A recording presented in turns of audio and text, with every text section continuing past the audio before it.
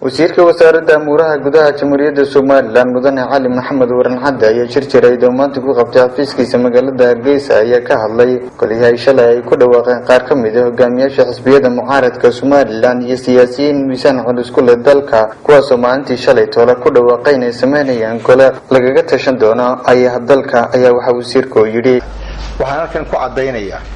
in sheegashada gole aan sharcigu jidaynin oo la sheegtaa ay meel ka dhac ku tahay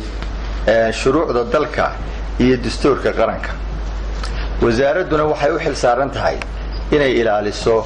wax kasta oo ka hor yimaada shuruucda dalka u dhisan si loo ilaaliyo qarannimada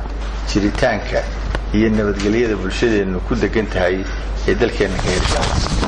sidoo kalena mar ay warbaahinta wax ka weydiisay Cali Maxamed Waran Cadde wasiirka wasaaradda amuraha gudaha Soomaaliland maadaama golaha ay mas'uuliyiinta ka tirsan xisbiyada mucaaradka iyo waliba qaar ka mid ah madaxdii ururadii doorashadii ku hadhay waa maxay sharciga u diidaya in ay sameystaan golaha ay kaga tashadaan ayaha dalka ayaa waxa wasiirku yiri waxa weeye runtii horta golo waxaynu u naqaanaa waa institution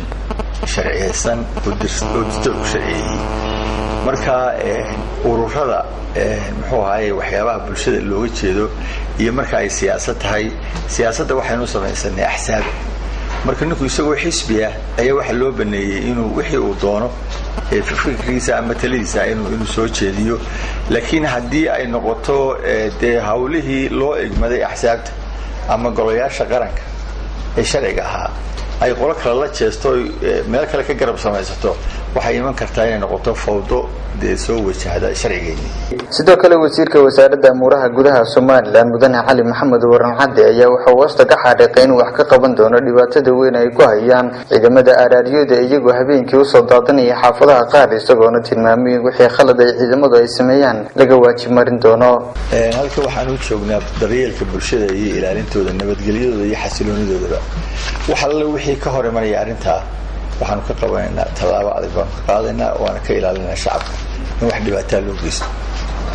Cabdiraxmaan Fantastic Bulsho TV Hargeysa.